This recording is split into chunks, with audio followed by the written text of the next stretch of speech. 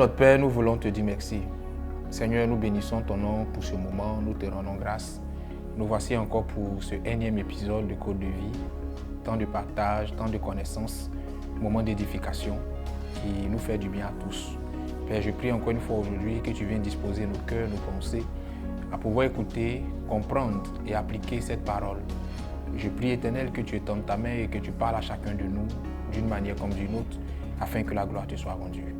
Nous le croyons, nous le confessons et nous l'acceptons. Au nom de Jésus-Christ de Nazareth. Amen.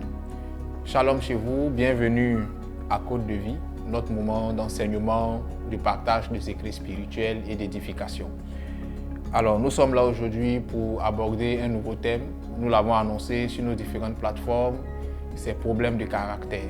Mais avant de pouvoir développer ce thème, j'aimerais rappeler que dès le mois d'octobre, nous allons commencer les préparatifs de l'année 2023 parce que le succès d'une année ne se détermine pas par les bonnes intentions qu'on pourra formuler ou par les bons vœux qu'on pourra émettre concernant cette année. Le succès d'une année se détermine par les actions qu'on aura posées en amont. C'est en cela que la Bible déclare que nul ne peut entrer dans la maison d'un homme fort sans l'avoir lié d'avance. Donc, dès le 5 octobre, nous allons entamer un moment de jeûne de 40 jours.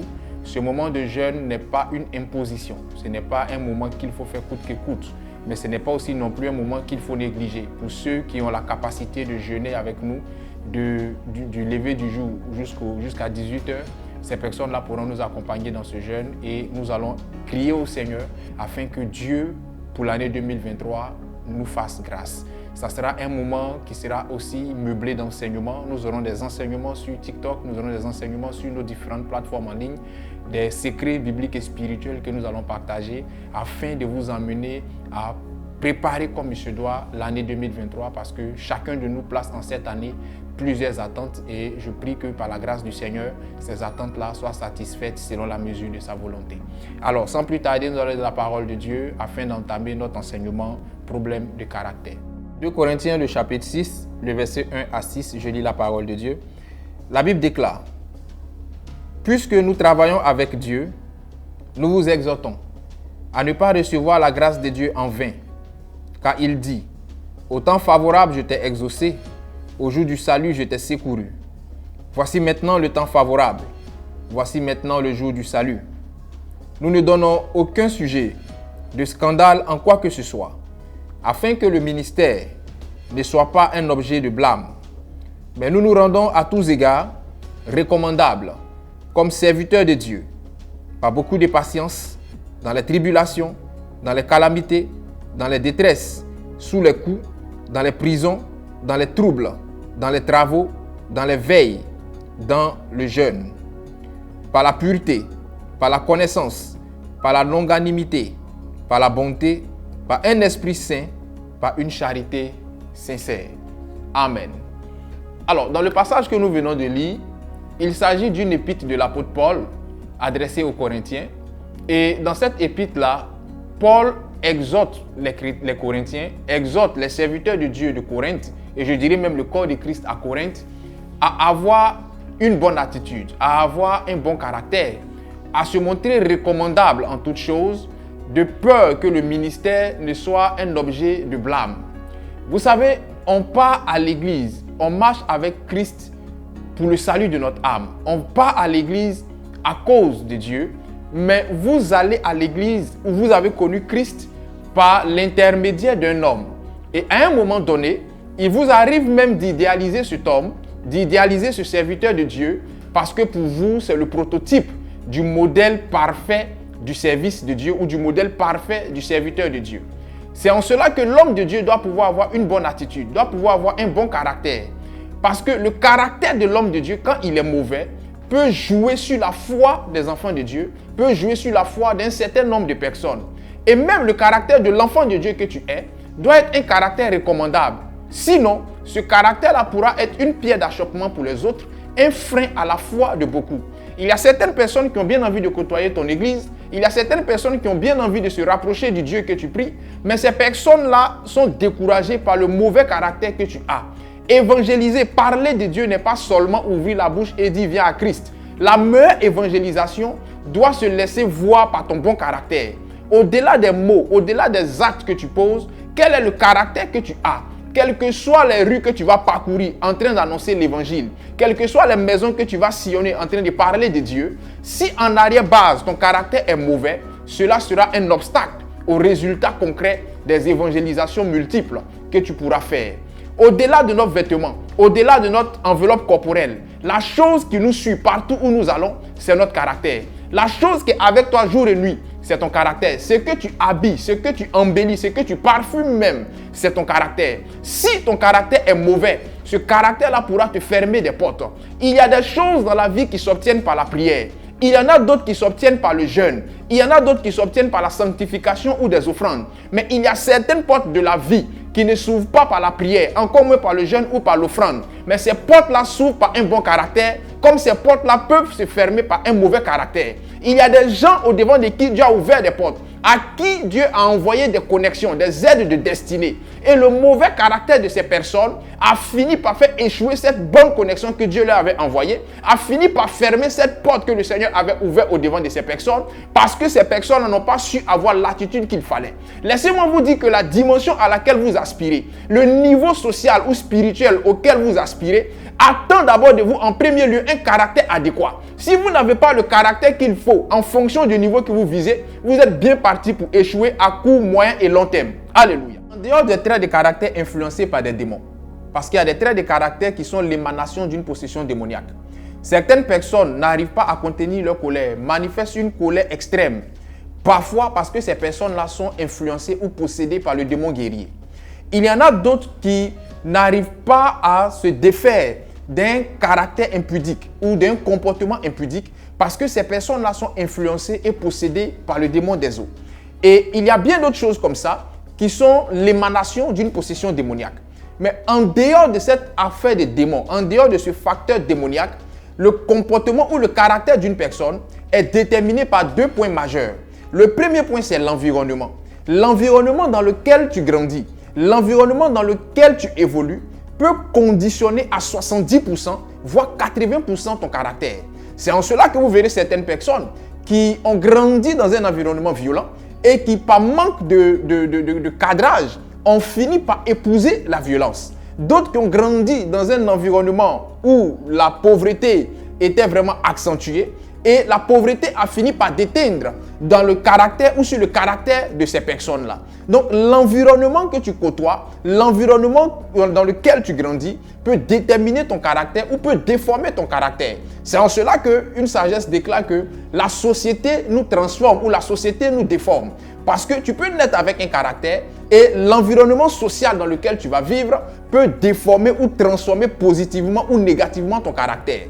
Au-delà de l'environnement, les coups de la vie ou l'expérience de vie peut aussi avoir un impact positif ou négatif sur ton caractère. Il y a des gens qui sont nés très loyaux, qui sont nés très gentils, qui sont nés très bien et des expériences de vie mauvaises ont fini par les rendre mauvais ou ont fini par les rendre méchants. Il y a des gens qui étaient très bien en amour, qui étaient vraiment corrects, honnêtes. Et parce que ces personnes-là ont été déçues, ces personnes-là ont essuyé une déception terrible. Et cette déception-là a fini par laisser en ces personnes-là un trait de caractère qui les a emmenés à se foutre des hommes, à se foutre des femmes. Parce que ces personnes ont compris qu'il ne sert à rien d'être correct parce que tout compte fait, je serai blessé. Donc, à défaut d'attendre d'être blessé en premier, ces personnes-là préfèrent blesser en premier pour se protéger. La méchanceté dans la vie d'un homme, la cruauté dans la vie d'une personne n'est pas toujours une chose injustifiée. Il y a toujours des antécédents qui déterminent la méchanceté ou la cruauté dans la vie de quelqu'un. Je ne suis pas en train de justifier le mal que des gens pratiquent. Je ne suis pas en train de justifier la méchanceté des gens. Mais lorsque quelqu'un a une attitude, quand vous allez bien fouiller, vous allez constater que l'attitude que cette personne a est due à une blessure intérieure qu'elle a emmagasinée dans son enfance ou est due à une expérience de vie qu'elle a quelque part eu à avoir à un certain moment de son parcours sur terre. Et c'est ce qui a conditionné le comportement de cette personne-là. Même dans des couples, il y a des hommes qui sont violents parce qu'ils ont connu une expérience de vie où leur papa était violent et ils ont fini par adopter l'attitude violente de leur père. Et il y a des hommes qui sont extrêmement protecteurs, extrêmement doux, extrêmement raisonnables parce qu'ils ont aussi grandi dans un environnement où soit la violence de leurs parents les a amenés à faire le contraire de ce que leurs parents faisaient ou la violence de leurs parents les a amenés à faire pareil que leurs parents. Alléluia. Beaucoup ont du mal à évoluer dans leur vie et beaucoup n'évoluent pas dans leur vie à cause d'un problème de caractère. Lorsque je parle de problème de caractère, je ne parle pas en premier lieu d'impolitesse, je ne parle pas en premier lieu de violence caractérielle ou comportementale, mais je parle en premier lieu d'un manque de poigne, d'un manque de force d'esprit, d'un manque de personnalité. Vous savez, la vie s'écrit avec 3 lettres, mais la vie est dure et la vie est cruelle. Lorsque vous ferez des études, ces études-là vous montreront que ce n'est pas celui qui a le QI le plus élevé qui pourra réussir. Le QI, c'est le quotient intellectuel. Ce n'est pas celui qui a le quotient intellectuel le plus élevé qui réussit dans la vie, mais c'est celui qui a le QE, le quotient émotionnel le plus élevé qui réussit dans la vie. Tu pourras être intelligent, tu pourras avoir une intelligence hors pair, mais si tu n'as pas une force de caractère, si tu n'as pas une force d'esprit, les coups de la vie vont t'emmener à abandonner le combat et à rebrousser chemin. J'ai vu des gens qui étaient très intelligents, remplis de talent, bardés de diplômes, échouer là où la vie leur a donné des coups parce que ces personnes n'avaient pas le caractère qu'il fallait, n'avaient pas le quotient émotionnel qu'il fallait pour encaisser ces coups-là et avancer. Il y a des gens qui ont arrêté de se battre dans la vie parce que ces personnes ont reçu une trahison à laquelle ils ne s'attendaient pas du tout. Et lorsque cette trahison-là est arrivée, ces personnes ont estimé que ça ne valait plus la peine de continuer le combat. Il y en a d'autres qui ont arrêté de se battre dans la vie parce que ces personnes-là ont reçu une déception à laquelle ils ne s'attendaient pas du tout. Et lorsque cette déception est arrivée, ces personnes-là ont fini par comprendre qu'il fallait modifier leur schéma de vie, il fallait modifier leurs objectifs. Si vous n'avez pas le caractère qu'il faut, la vie vous donnera des coups qui vont vous décourager sur le chemin de vos ambitions ou sur le chemin de votre vision de vie. La vie n'appartient pas aux pleurnichards. Il n'est pas mauvais de pleurer. Pleurer pour évacuer la peine. Pleurer pour exprimer vos émotions. Mais lorsque vous aurez fini de pleurer, essuyez vos larmes et continuez le combat. Dans votre vie, attendez-vous à des trahisons. Attendez-vous à des coups. Attendez-vous à des humiliations. Attendez-vous à la raillerie des autres. Attendez-vous à ce qu'on vous rabaisse. Mais n'abandonnez jamais.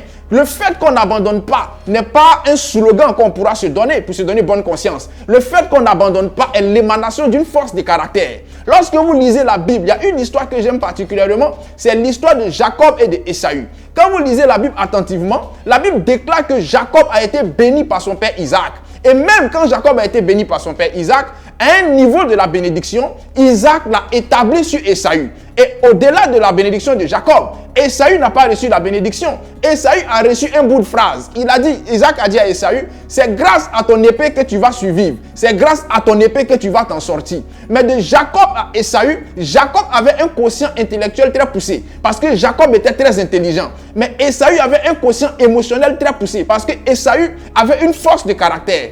Aîné qu'il était, il voit la bénédiction être ravi par son frère. Ésaü ne se décourage pas. Au contraire, il prend son épée et il s'en va. La Bible déclare que Ésaü part et lorsqu'ils reviennent et que les deux se croisent, la Bible dit que Ésaü est plus riche, est plus prospère que Jacob. Ce que je vais dire va choquer peut-être quelqu'un. Il y a des niveaux de malédiction dans ta vie que tu vas briser par ta force de caractère et non par ton intelligence. Il y a des niveaux d'obstacles qui vont s'opposer à toi que tu vas surmonter non pas par la prière seulement, mais par une force de caractère. Beaucoup de chrétiens prient, mais peu de chrétiens ont la force de caractère. Celui qui a la force de caractère, c'est celui qui est capable d'affronter un obstacle. Même quand il a mal, il borne son cœur et il affronte cet obstacle jusqu'à ce qu'il arrive à bout de cet obstacle-là. Gloire à Dieu. Écoutez mon frère, écoutez mon soeur.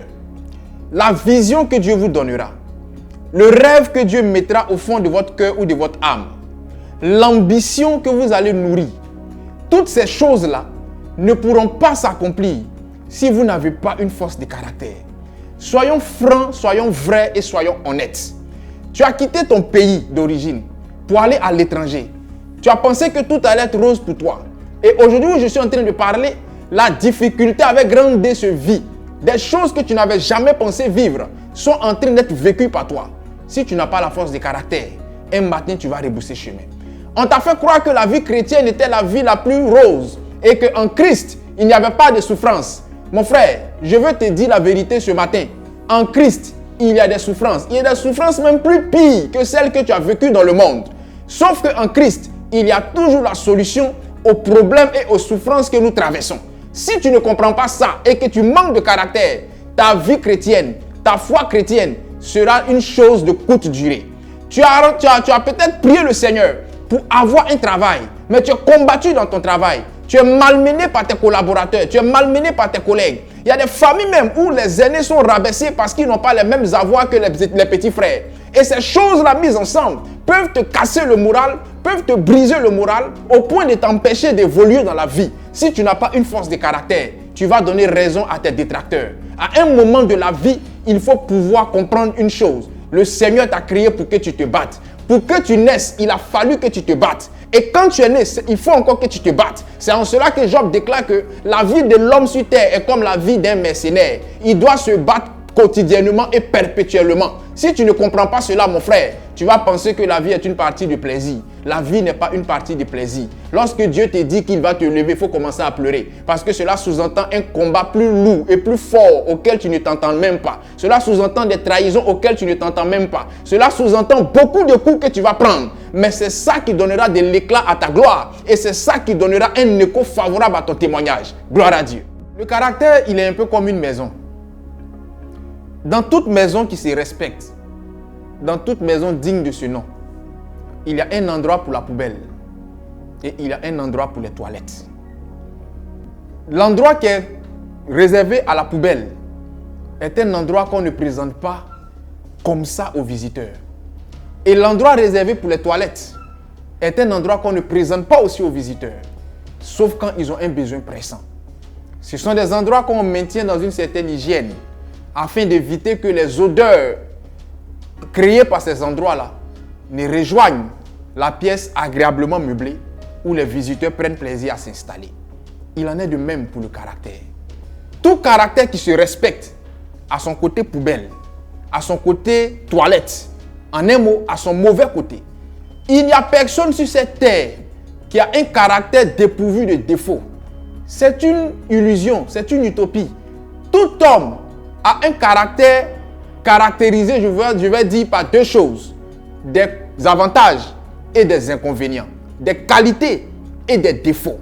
Mais il revient à cet homme de se comporter comme une maison au sein de laquelle on maintient les toilettes dans une certaine hygiène, on maintient la poubelle dans une certaine hygiène afin d'éviter que les odeurs rattrapent la pièce agréablement meublée. Le plus important n'est pas de brandir ton caractère mauvais comme une qualité, en disant aux gens c'est à prendre ou c'est à laisser. Celui qui veut vraiment rester avec moi, va rester avec moi. Mon frère, tu es en train de te séduire. En ce 21e siècle, bientôt 22e siècle, on ne reste pas avec les gens parce qu'on veut rester avec eux. On reste avec des gens parce que ces personnes ont un caractère qui nous donne la paix. La vie est suffisamment difficile pour que j'ai la guerre dehors et que je vienne encore avoir la guerre dans mon foyer. Il y a des gens qui n'ont pas duré dans un foyer, pas parce que ces personnes n'étaient pas belles, pas parce que ces personnes-là ne travaillaient pas, pas parce que ces personnes étaient forcément possédées par des entités démoniaques qui ont nui à leur relation. C'est facile parce que le diable a mal fait d'être le diable. Tout ce qu'on fait, on met sur le dos du diable. Il y a des gens qui n'ont pas duré dans des foyers. Il y a des mariages pompeux qui ont été de courte durée, justement à cause d'un problème de caractère. On a fait un mariage pompeux. On est rentré dans un mariage où on a pensé que ce mariage allait durer. Mais au bout de 2-3 ans, on a compris que tu avais un faux caractère. On a compris que tu étais le monsieur qui ne savait pas s'excuser. On a compris que tu étais la femme qui prenait plaisir à humilier et rabaisser son mari à tous les carrefours. En conséquence, on t'a mis dehors. Ça n'a rien à voir avec les démons. Les démons et le diable sont totalement innocents dans ce qui t'arrive. Ayons le courage et l'honnêteté morale de le dire et de le reconnaître. Il y a certaines choses et certains problèmes qui arrivent aux chrétiens, qui arrivent même aux hommes, qui ne sont pas la résultante d'une action démoniaque ou satanique. Ces choses-là sont la résultante d'un mauvais caractère. Si vous ne traitez pas les problèmes de caractère que vous avez, ces problèmes-là vous rattraperont dans vos relations sentimentales. Ces problèmes-là vous rattraperont dans vos relations professionnelles. Ces problèmes-là vous rattraperont même dans vos relations familiales. Et voici comment ces problèmes de caractère vont abréger votre destinée. J'ai connu des gens qui avaient le talent, qui avaient la connaissance, qui étaient prédestinés à une élévation merveilleuse, qui étaient prédestinés à un avenir glorieux. Et un problème de caractère est venu se mettre comme obstacle. Lorsque le diable constate que tu as un problème de caractère, que tu refuses de traiter, lorsque le diable constate que tu as un problème de caractère, que tu préfères draper des vêtements de qualité, à partir de cet instant, le diable t'attaque même plus. Le diable croise les bras et le diable te regarde. Parce que le diable sait que tôt ou tard, ce problème de caractère que tu as refusé de traiter va t'auto-détruire. J'ai dit tout à l'heure que le caractère est comme une maison. Une poubelle dont on ne prend pas soin dans une maison. Des toilettes qu'on n'entretient pas dans une maison. Tôt ou tard, les odeurs des toilettes, les odeurs de la poubelle finiront par faire leur éruption au salon. Et les étrangers seront dérangés. Il y a des gens qui ne traitent pas le problème de caractère. Et ils se donnent bonne conscience en disant que Dieu m'a créé comme ça. Celui qui veut vraiment m'accepter va m'accepter comme ça. Tôt ou tard, les odeurs de ce caractère poubelle, les odeurs de ce caractère toilette finiront par retrouver tes étrangers au salon. Et ces étrangers n'auront pas d'autre choix que d'abandonner la pièce et aller s'asseoir là où il y a une bonne odeur. Traite tes problèmes de caractère, sinon tu vas t'auto-détruire. Comprenez donc une chose. Il n'y a pas de caractère qui ne puisse pas être amélioré.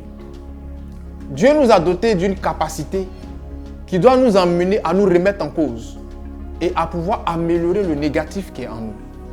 Sinon, ce négatif-là finira par prendre le pas sur le positif qui est en nous. Lorsque nous lisons la parole de Dieu, la Bible parle d'un certain nombre de choses, mais la Bible parle de ce que j'appelle la diplomatie du caractère. À un moment de votre progression, à un moment de votre parcours, vous devez maîtriser la symbolique de la diplomatie du caractère et l'appliquer à votre caractère. Ça va vous aider à aller de l'avant. Ça va vous aider à mieux profiter des opportunités que le Seigneur vous enverra. 1 Corinthiens le chapitre 9, versets 20 à 22. Nous lisons la parole de Dieu. 1 Corinthiens le chapitre 9, versets 20 à 22. La Bible déclare: avec les Juifs, j'ai été comme un Juif, afin de gagner les Juifs. Avec ceux qui sont sous la loi, j'ai été comme étant sous la loi, quoique je ne sois moi-même pas sous la loi, afin de gagner ceux qui sont sous la loi.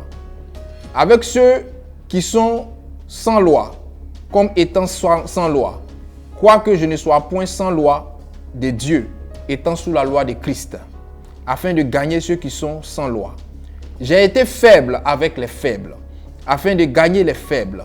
Je me suis fait tout à tous, afin d'en sauver de toute manière quelques-uns. Amen. Voici donc le principe de la diplomatie du caractère que l'apôtre Paul est en train de définir et en train de développer. La diplomatie du caractère est cette attitude que tu vas devoir avoir afin de pouvoir te comporter, je dirais, comme quelqu'un qui aura la capacité d'adaptation face à toute situation et à tout schéma de vie. La diplomatie du caractère va t'enseigner 5 règles majeures. La première règle que la diplomatie du caractère t'enseignera, c'est que avoir du caractère, ce n'est pas être impoli. Excusez-moi de le dire. Beaucoup confondent être impoli et avoir du caractère. Avoir du caractère, c'est savoir exprimer ses opinions, exprimer sa position, affirmer sa personnalité dans le respect de l'autre, sans toutefois offusquer ou bafouer l'autre. D'aucuns disent qu'ils ont du caractère, mais quand nous regardons leur attitude, c'est une impolitesse caractérisée qu'ils manifestent, qu'ils drapent du manteau de « j'ai du caractère ». La diplomatie du caractère vous dira en premier lieu que avoir du caractère, ce n'est pas être impoli.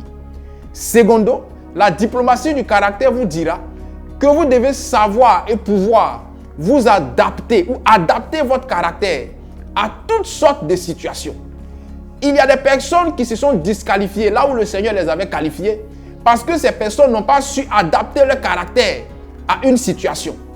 Que tu sois doté d'une famille nantie et que Dieu te fasse rentrer dans une famille moins nantie où tes réalités d'hier ne sont pas manifestées, il faut que tu aies un caractère qui te rende capable de t'adapter à cette situation. Que tu viennes d'un pays où la vie était belle et Dieu, par le fait par le cours de la vie ou par le fait des choses, par la force des choses, t'est envoyé dans un pays qui n'a rien à voir avec ton pays d'origine. Il faut pouvoir avoir le caractère qu'il faut pour t'adapter aux réalités de ce pays-là. Peut-être que tu étais dans une relation hier où il y a certaines choses qui passaient et aujourd'hui, par la force des choses, la relation n'a pas abouti, tu es aujourd'hui dans une nouvelle relation. Il ne faut pas penser que tout le monde est pareil. Ce que tu faisais avec Paul, ça peut ne pas passer avec Pierre. Il faut avoir le caractère nécessaire pour t'adapter au comportement de Pierre afin de réussir la relation. Le problème aujourd'hui de beaucoup parmi vous, c'est qu'on a un caractère statique et on veut que les autres changent. C'est en cela que je vais parler de la troisième règle de la diplomatie du caractère qui dit qu'il faut être le changement positif que tu attends des autres. Beaucoup aujourd'hui dans la société critiquent le caractère des autres, indexent les autres, attendent des autres un changement sur toute la ligne, pendant qu'eux-mêmes, ils ne sont pas prêts à changer d'un iota. Mais ça ne peut pas marcher. Le changement que tu attends de l'autre, il faut que tu sois toi-même ce changement-là positivement. Il faut montrer l'exemple afin que l'autre suive ton exemple. Mais si tu ne montres pas l'exemple et que toi-même tu fais pire que ce que tu critiques chez l'autre, il est humain. Il finira par se braquer et il ne changera pas. Voilà comment dans les relations humaines, il y a toujours des conflits. Parce que les gens préfèrent que les autres changent et eux-mêmes, ils refusent de changer. Alléluia. La quatrième règle que la diplomatie du caractère va t'enseigner, c'est que tu dois t'efforcer d'améliorer positivement ton caractère avec l'âge et avec ton expérience de vie. Tout ce que Dieu nous fait vivre, toutes les situations de vie par lesquelles tu passes, ne sont pas des opportunités pour davantage augmenter ton capital rancœur ou ton capital aigreur vis-à-vis des gens. Toutes les déceptions, toutes les trahisons, tous les coups bas qu'on va te faire et que toi aussi tu pourras faire aux gens parce que tu n'es pas parfait, tu n'es pas parfaite. Toutes ces choses-là sont des opportunités que Dieu te donne afin d'être une meilleure version de toi au fur et à mesure que tu prends de l'âge et au fur et à mesure que tu fais ton expérience de la vie. C'est en cela que je me plais à dire qu'on ne devient pas sage par l'expérience des autres, mais on devient sage par sa propre expérience. Il y a beaucoup parmi vous qui ont connu des expériences de vie dont ils n'ont pas su tirer une leçon de sagesse afin de pouvoir changer leur caractère, changer leur comportement. Au final, cette expérience-là n'aura servi à rien. Dieu permet certaines choses dans nos vies, qu'on va appeler même des situations de malheur ou des situations catastrophiques qui nous font souffrir sur le plan sentimental ou émotionnel. Mais Dieu permet ça pour que nous puissions positivement et sagement améliorer notre caractère afin d'être quelqu'un de bien, afin de nous bonifier avec le temps comme le bon vin. La dernière règle que la diplomatie du caractère va t'enseigner, c'est qu'il ne faut pas faire subir les défaillances de ton caractère aux autres. Il y a des gens qui ont l'art de faire subir les défaillances de leur caractère aux autres. C'est-à-dire que quand lui il est fâché, tout le monde doit être fâché dans la pièce. Et quand lui veut rire, tout le monde doit rire dans la pièce. Mais mon frère, tu n'es pas un disjoncteur pour que la maison s'allume et soit dans l'obscurité selon toi tes bonnes humeurs. À un moment de la vie, il faut pouvoir t'adapter au comportement de la masse. Si tu as de mauvaises humeurs, ne fais pas subir tes humeurs à ceux qui sont heureux parce qu'ils ont aussi le droit de manifester leur joie. Et généralement, ça arrive dans les familles. Le chef de famille, le jour où le père il est fâché, tout le monde doit être fâché. Et quand il est fâché, que toi tu ris, tu as problème. Comme il y a des femmes aussi, le jour où elle est fâchée, leur mari doit être aussi fâché. Si toi aussi tu ris pendant qu'elle est fâchée, tu as problème. Mais c'est quel comportement où on doit agir selon toi tes humeurs? Il faut éviter de faire subir tes humeurs aux autres. Quand ça ne va pas, tu exprimes la situation. Et s'il faut même que tu te mettes à l'écart afin d'évacuer ce que tu es en train de ressentir, ça sera encore mieux. Mais venir imposer tes humeurs aux autres, ce n'est pas bien. C'est égoïste parce que les gens ont tellement de problèmes qu'il ne faut pas venir en rajouter. Alléluia. Alors, comment solutionner, comment remédier à ton problème de caractère? La Bible donne plusieurs solutions, mais je vais donner une solution très efficace selon Galates 5, le verset 22 que je vais lire. La Bible déclare, Galates 5, au verset 22. Mais le fruit de l'esprit, c'est l'amour, la joie, la paix, la patience, la bonté, la bénignité, la fidélité, la douceur, la tempérance. Amen. Donc, voici les 9 branches que le fruit de l'esprit renferme. La Bible déclare que si nous aspirons à quelque chose, nous devons demander cette chose-là à Dieu dans la prière. Ce passage-là dit tout. Pour qu'un changement se produise dans ton caractère, il faut d'abord aspirer à ce changement-là. Il y a beaucoup qui sont conscients qu'ils ont un problème de caractère, soit en termes de manque de personnalité, soit en termes de mauvais comportement. Mais ces personnes-là ne sont pas prêtes ou n'aspirent pas vraiment à un changement de caractère. Vous savez, vous allez beau critiquer quelqu'un, vous allez beau donner des conseils à quelqu'un. Si cette personne n'aspire pas réellement à un changement, les critiques ou les conseils que vous allez lui donner reviendront toujours en échec. Parce que cette personne n'a pas une volonté réelle de s'améliorer ou de changer. Il faut d'abord qu'il y ait une volonté en toi. Il faut d'abord, pour certains aussi, que tu reconnaisses que tu as un mauvais caractère.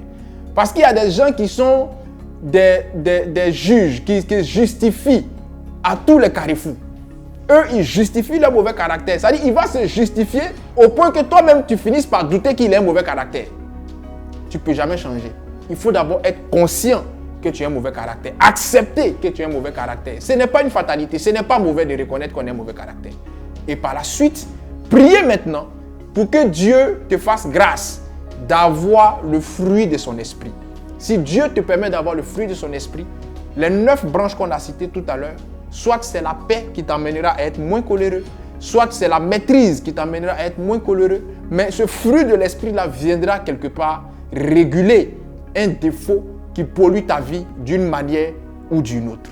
Voilà donc ce que nous pouvons dire aujourd'hui sur le problème de caractère. Je prie que le Seigneur vienne au secours de ton caractère.